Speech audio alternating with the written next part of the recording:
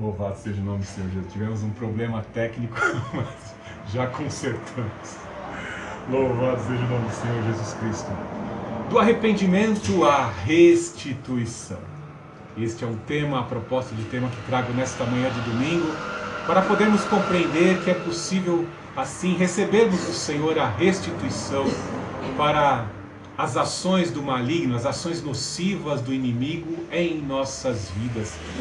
É muito importante refletirmos que Joel se depara, é levantado como porta-voz de Deus numa época de grande calamidade, pois podemos constatar quando Joel enfatiza ao povo que se aproxime do Senhor em quebrantamento e arrependimento, podemos constatar que o povo abandonou, apostatou os caminhos do Senhor.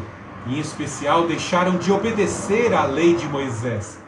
E nós bem sabemos que no Antigo Testamento, especialmente na dispensação da lei, era fundamental para que os campos pudessem produzir os seus frutos, para que o gado pudesse se multiplicar, para que as fontes de renda, de subsistência, de riqueza pudessem prosperar. Havia uma necessidade de se obedecer à lei de Moisés.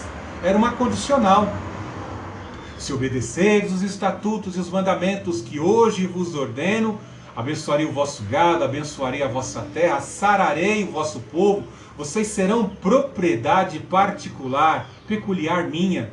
Então vemos que isso era um mandamento, um ensinamento, uma orientação, uma exortação da lei de Moisés, que deveria ser seguida pelo povo de Deus. Quando o povo se afastava, automaticamente víamos o juízo de Deus. O povo apostatava, abandonava o Senhor e os seus caminhos e os seus preceitos. Deus permitia que os inimigos invadissem Israel. Isso é muito comum vermos no livro de Juízes, na história dos juízes, que foram levantados em períodos de arrependimento do povo de Deus, porque o povo apostatava, Deus permitia que os cananeus se reorganizassem e viessem pilhar o povo de Deus. O povo se arrependia, clamava, e o nosso Deus, que é amoroso, sempre se deixa achar, levantava juízes para promover a emancipação, para promover a libertação do povo de Deus. E ainda é possível nos dias de hoje, muitas vezes, não que estejamos na dispensação da lei, mas na dispensação da graça, mas temos o fundamento, a importância de também estarmos obedecendo os ensinamentos do Senhor Jesus Cristo, para que possamos prosperar em todas as áreas. É muito comum vermos na nossa vida que às vezes nós negligenciamos alguns dos preceitos da palavra de Deus, e ali, por aquele pecado que cometemos até há muito tempo atrás, o inimigo encontre uma brecha para poder entrar na vida das pessoas e ali desenvolver a sua ninhada, desenvolver a sua terrível praga de insetos nocivos para estar destruindo determinadas áreas da vida da pessoa. Em especial, pessoas que são muito mesquinhas e miseráveis, elas abrem um aspecto, uma brecha muito grande para que o devorador entre em suas vidas e a pessoa possa colher as consequências da mesquinhez em suas vidas. Por isso é muito importante nós prosseguirmos em conhecermos ao Senhor, a cada dia permitindo que a palavra entre pelos nossos ouvidos, que a palavra entre pelos nossos olhos e promova a santificação, promova a separação das nossas vidas dos ídolos deste mundo, das coisas deste mundo. Como eu disse, nesta mensagem nós vemos um período em que talvez lá no século 8 ou 9 antes de Cristo, talvez Joel significa Javé, é Deus, fosse um contemporâneo do profeta Elias, visto que no período do profeta Elias ocorreram 3 anos e meio sem chover. Ele fala aqui de estiagem, de um período de seca, onde os rios secaram, acompanhado da ação da terrível praga dos gafanhotos. Então, supostamente ele possa ser dessa época. A época, o período realmente é uma incógnita. E uma coisa bem certa, né? Joel é levantado neste período, né? E algo interessante que ele começa a sua mensagem como porta-voz de Deus, como boca de Deus, convocando a todos, desde o maioral até o menor. Na sociedade de Israel, ele convoca os maiores, vistos sendo os maiores, os sacerdotes, os escribas, aqueles que tinham a função de lidar com a educação do povo, aqueles que tinham o objetivo fundamental de aproximar a Deus por meio da mediação de sacrifícios, ofertas, que eram também juízes dos litígios da nação de Israel. Eles são convocados para esta assembleia solene, diante daquela calamidade causada pelos gafanhotos.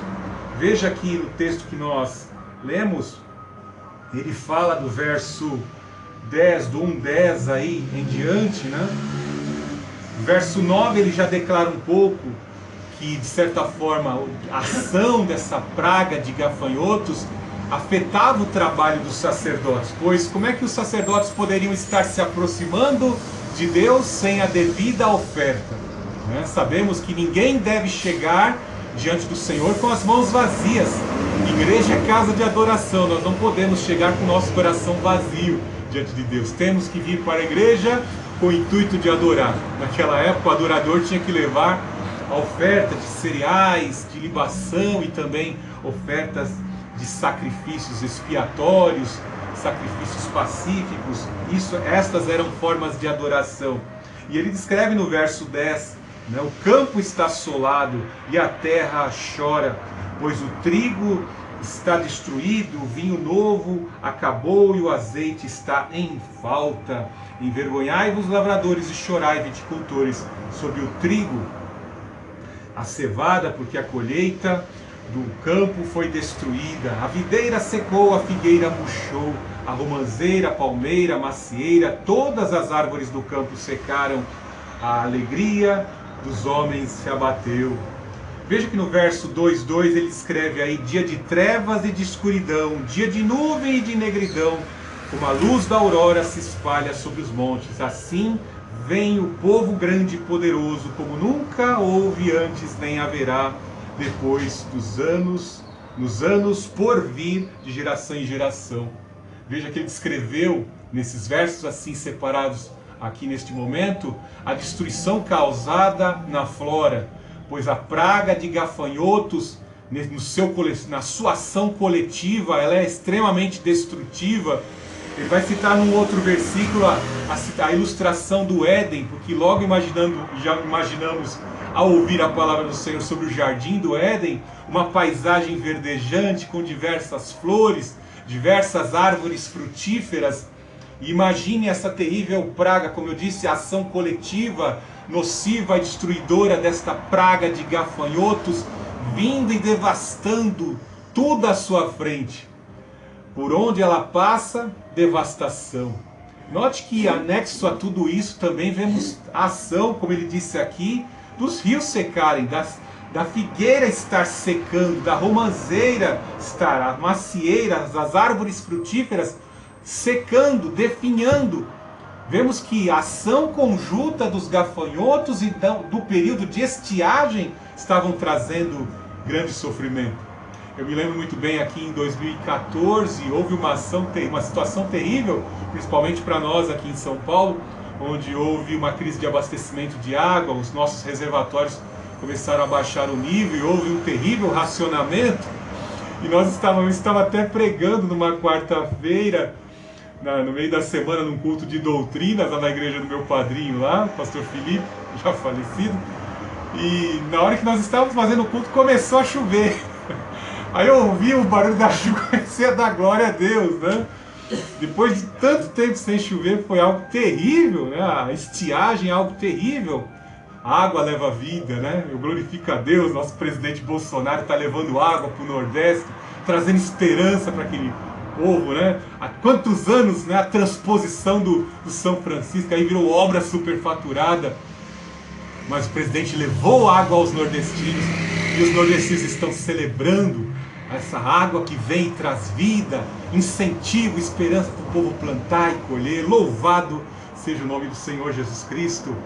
E vemos também, né, que essa ação destrutiva, ela tira a esperança, ela traz negridão, né? Talvez você já viu em algum filme, ou talvez você já presenciou. A última situação que eu presenciei foi nas imagens no YouTube de uma terrível praga de gafanhotos lá na África, eles atacando de forma coletiva, né? Eles chegam a encobrir até os raios do sol, como ele descreve aqui. E algo interessante que Joel ele anexa essa visão, porque é Deus quem está lhe dando a revelação. Deus lhe mostra o porquê Deus enviou a praga de gafanhotos, e Deus, de certa forma, em meio à revelação dessa destruição, Deus já revela as futuras invasões que Israel e Judá haveriam de passar, em especiais os assírios. A forma como eles atacavam organizadamente era semelhante ao ataque nocivo dos gafanhotos, né? Era conhecida o exército assírio, como a máquina de guerra da Idade Antiga. E eles atacavam de forma muito organizada e eles eram crudelíssimos. Então aqui no capítulo 2 ele começa a descrever o dia terrível do Senhor em analogia, em contraste com a terrível destruição causada pelos gafanhotos. Tanto a Síria como Babilônia, como Roma e outros impérios invadiram a cidade amada, invadiram Judá e destruíram Judá. Mas a remanescente dos judeus permanece viva com a sua tradição cultural até os dias de hoje, porque Deus faz promessa de prosperidade para este povo, promessa de prosperidade para os judeus que está presente até os dias de hoje. Os que oram por Jerusalém prosperam. Aprenda a ser próspero economicamente, ore, busque e clame por Israel, o povo de Deus. Nós vemos que até o dinheiro foi criado por eles. Até mesmo aqueles que são judeus, mas não adoram ao Deus de Israel.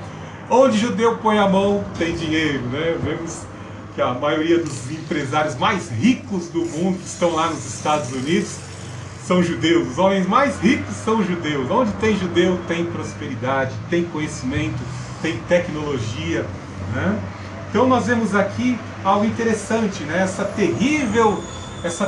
terrível ataque dos gafanhotos.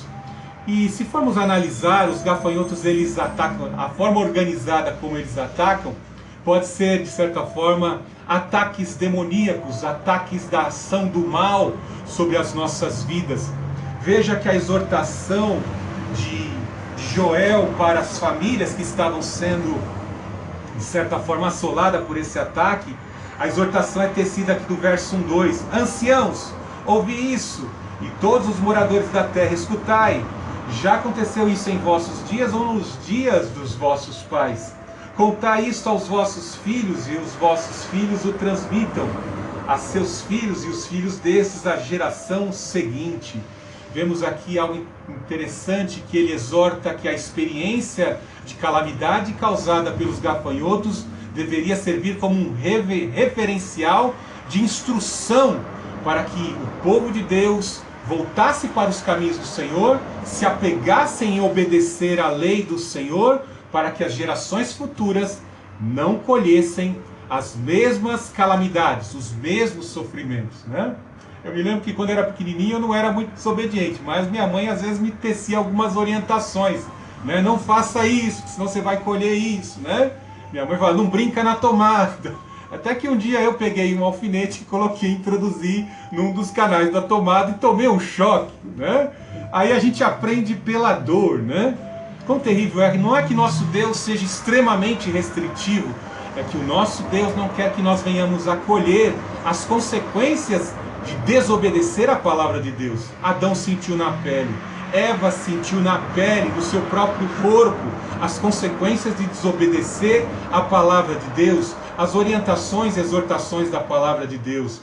Veja nos dias de hoje como a nossa cultura está sofrendo com ideologias terríveis que atacam o núcleo familiar. Por meio de entretenimento, por meio de seriados e periódicos, veja como a família está sendo atacada. As crianças estão crescendo sem sentido para a vida. As pessoas saem para o prazer sem medir as consequências. Uma geração de inconsequentes está sendo desenvolvida e nós estamos vendo as calamidades e destruições causadas por se desobedecer, por apostatar a palavra de Deus. Veja até mesmo a igreja, que alguns pastores, ao invés de estarem lendo lá as epístolas pastorais, que dessem orientação de como deve ser o proceder e a administração eclesiástica, eles ficam às vezes buscando estratégias para fazer renda na igreja, e às vezes a igreja fica um tanto que desconfigurada, fica mais parecendo com um entretenimento, uma balada gospel, do que realmente uma casa de Deus, né? Parece, às vezes até algumas igrejas parecem até casa de show, não parece igreja, então é um negócio meio complicado, né? Graças a Deus as paredes aqui ainda estão brancas, né? Tem umas igrejas que já estão com a parede preta, parece casa de show, né? Louvar, não sou juiz da obra de ninguém, quem vai julgar? O Senhor Jesus Cristo no dia da sua vinda gloriosa. Veja a orientação: ensina a criança no caminho em que deve andar, e quando for mais velha não se desviará dele. Essa é uma exortação aos anciãos, aos mais sábios, né? Veja que os mais sábios são os primeiros a receberem a responsabilidade. Cabelo branco é sinal de experiência e maturidade, mas quão terrível é virar véi safado. Está cheio de véi safado nos dias de hoje, né? Que está cansado de fazer o bem, já tomou pancada na vida, né? E ao invés de ser referenciais, muitas vezes são aí. Eu conheço alguns dentro da universidade, um monte de véi safado, né? Que poderia estar trazendo boas instruções para os jovens, para bem encaminhá-los, não, trazem perversão ideológica dentro das universidades, né? Quão terrível é. Os anciãos têm que passar essas experiências. Mais uma vez, faço questão de lembrar do meu casamento, os anciãos, os presbíteros da Igreja Assembleia de Deus lá do Parque de Santa Madalena, nossos padrinhos trazendo orientação para os casais jovens. E algo interessante, quando a gente observa assim esse trabalho referencial desses anciãos, nós vemos que o índice de divórcio na igreja é muito baixo, porque os anciãos estão cumprindo o seu papel de instruir os novos pais de família, os novos maridos, as irmãs também instruindo as novas esposas, e os casamentos ficam fortalecidos.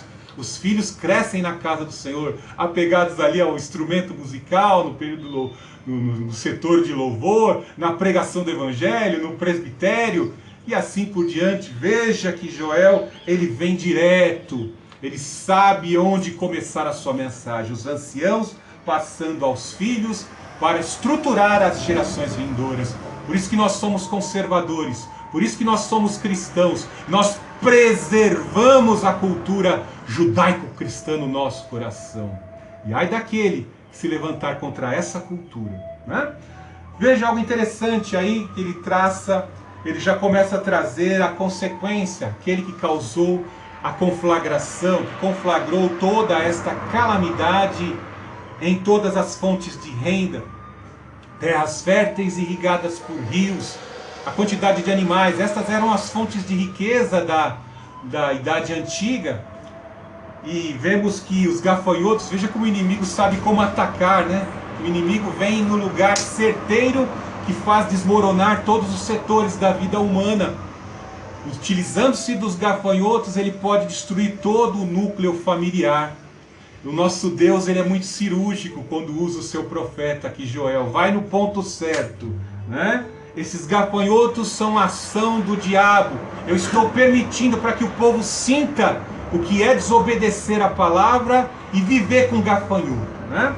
É interessante que nas traduções mais recentes nós parece que encontramos aí o ciclo de evolução dos gafanhotos. Lá em Apocalipse 9 falam que as pessoas vão pedir para morrer e a morte fugirá deles durante um período de 5 meses, 150 dias aproximadamente. É o período de vida de um gafanhoto.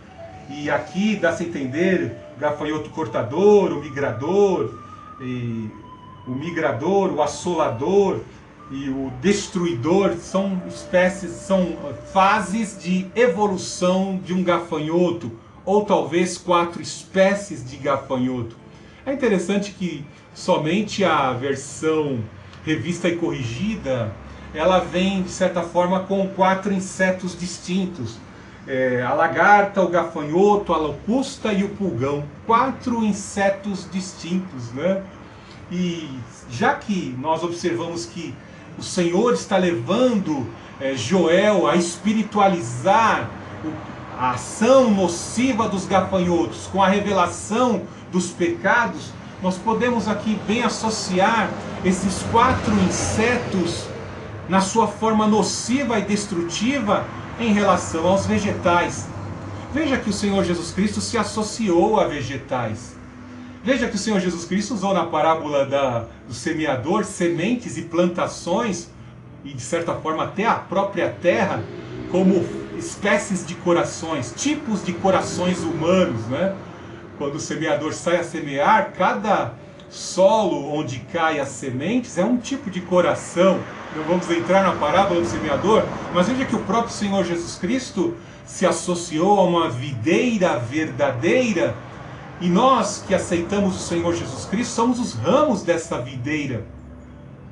E o Espírito do Deus Altíssimo, o Espírito do Pai, poda nós que somos os ramos dessa videira, para que possamos produzir fruto e o nosso fruto permaneça.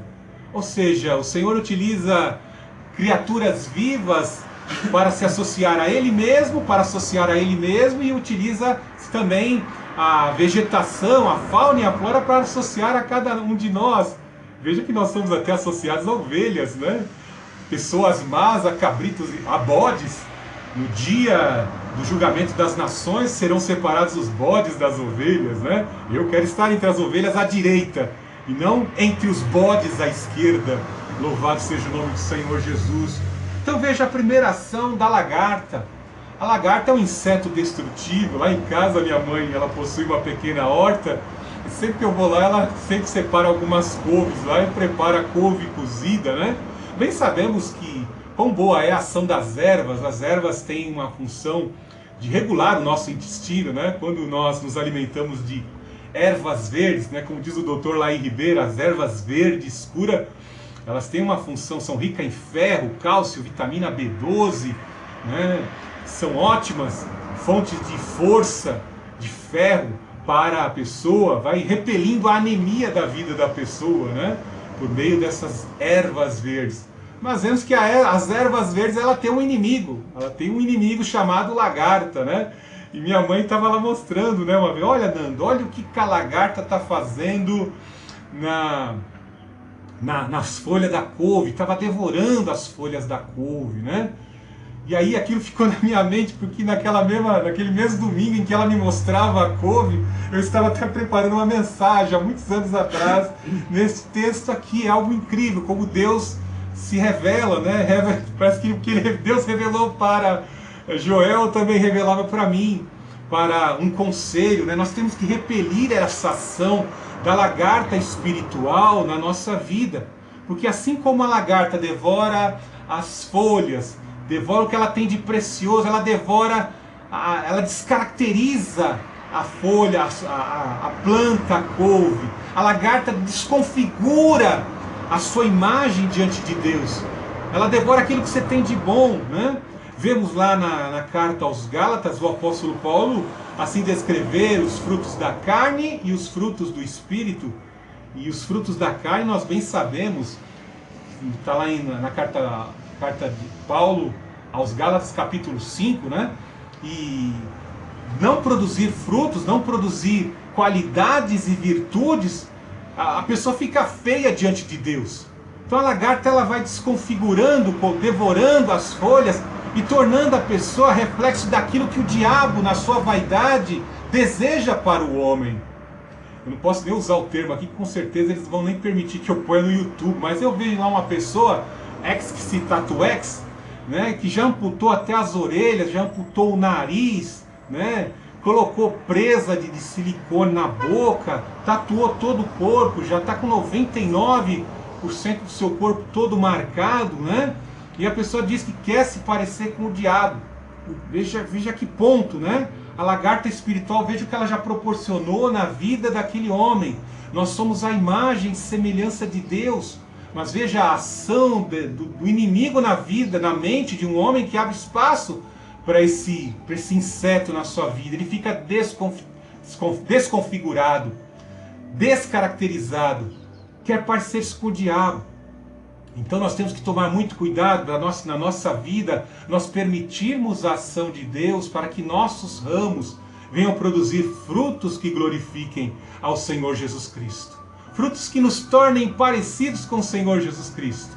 Como luzeiros, como vagalumes, em noites escuras, nós, como luzeiros de Cristo, possamos resplandecer a sua glória neste mundo tomado pelas trevas, trevas nessa batalha cultural que nós estamos vivendo.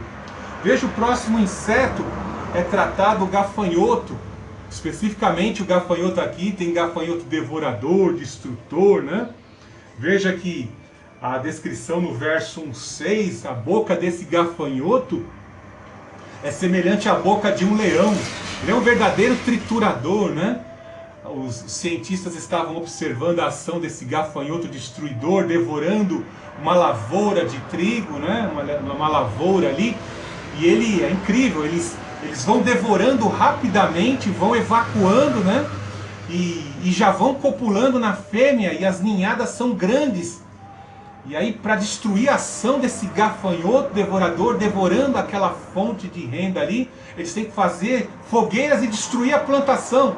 Porque o gafanhoto só consegue ser derrotado se atear fogo na alimentação deles. E assim também alguns gafanhotos vão sendo queimados e destruídos. E aí, como diz até o texto aqui, sobe um cheiro fétido, que eles são queimados juntamente com a lavoura. Então vemos que o gafanhoto destruidor, ele vai atuar na fonte de renda, destruir a fonte de renda. Nós temos que entender que nós fomos criados nessa terra para o trabalho, para a produção. Nós vemos que algo que Deus instruiu lá desde o Jardim do Éden é o trabalho, né?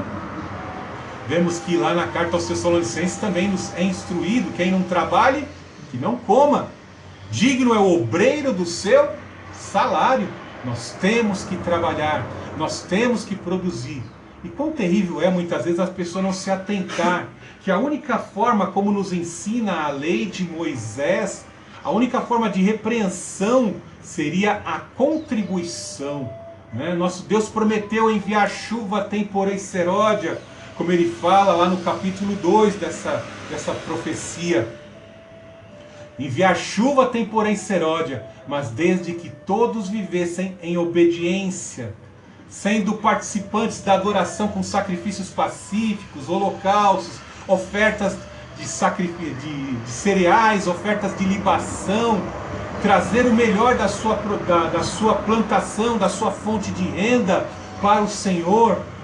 Algumas pessoas vivem uma vida extremamente definhadas, porque até hoje às vezes não aprenderam a contribuir, né?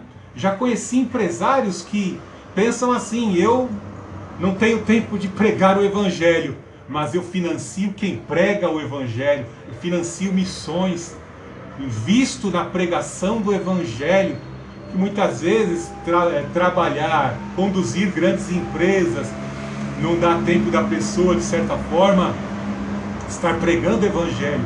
Mas esses são os contribuidores de bastidores, que estão ali servindo de sustentação para que a igreja continue firme pregando a sua palavra. E por que o gafanhoto destruidor entra na vida da pessoa e ataca as fontes de renda? Ataca ali porque a pessoa abre brecha para que ele possa entrar, desobedecendo. Vemos que lá na carta de Paulo aos Coríntios, do capítulo 9, ele ensina: cada um contribua conforme propôs em seu coração. Vemos a importância de contribuir para o reino de Deus. Às vezes você não tem o talento para pregar, mas algo você tem, um talento em especial você recebeu.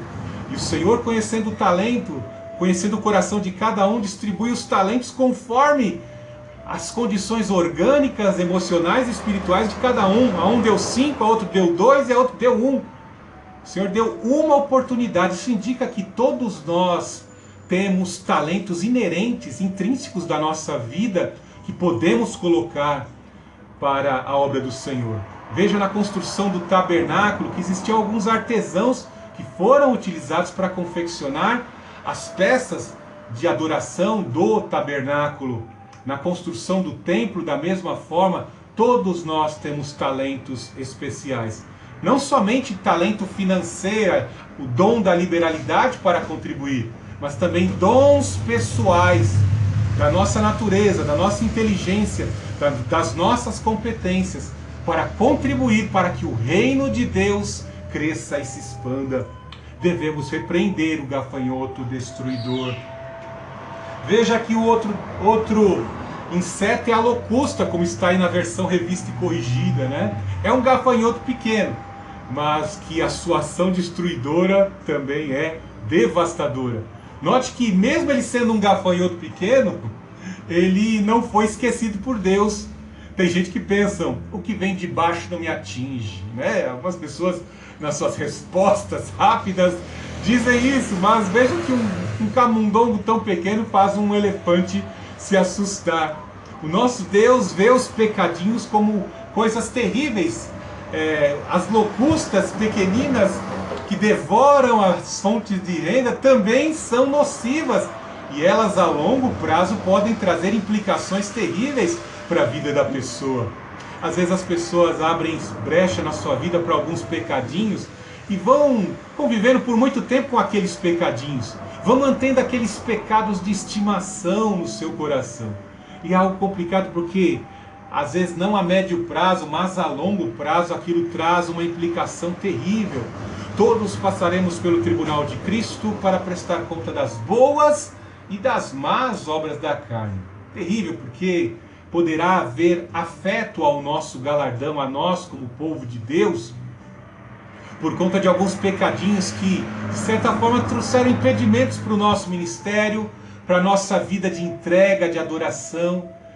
Às vezes as locustas que se infiltraram na nossa vida, elas fazem as bênçãos serem mais difíceis de ser alcançadas. Não é que o nosso Deus é resistente, Ele é liberal em conceder, mas caminhamos por muito tempo com coisas que já deveríamos ter abandonado. O escritor de Hebreus é bem enfático nisso, né? Vocês já deveriam estar comendo aí uma feijoada, uma rabada, uma comida pesada, mas ainda quer ficar no leitinho, né? Tá cheio de crente que você vai assim, sem conta, depois de 15 anos, o cara parece um infantil na fé. Por quê? Só fica no leitinho, né? Não foi preparado, não foi preparado pelos desafios da vida, pelo conhecimento. Nós temos que avançar, prosseguir em conhecer ao Senhor. Quanto mais nós prosseguimos em conhecer ao Senhor, mais a nossa fé se fortalece, nós estamos preparados para coisas mais pesadas. Porque alguns ministérios grandes hoje trazem de forma explícita isso que eu estou dizendo. Alguns homens de Deus, eu conheço uns 4, 5 ministérios aqui de homens de Deus, que são grandes por quê? Homens que aceitaram o desafio de sofrer, de ser depurado pelo Espírito Santo em meio às provações. Entendeu? Então vai atingindo estágios mais elevados. Como o profeta Ezequiel vai avançando para águas mais profundas, provando da revelação de Deus na intimidade, no exílio, e muitas vezes dentro das fornalhas, das covas de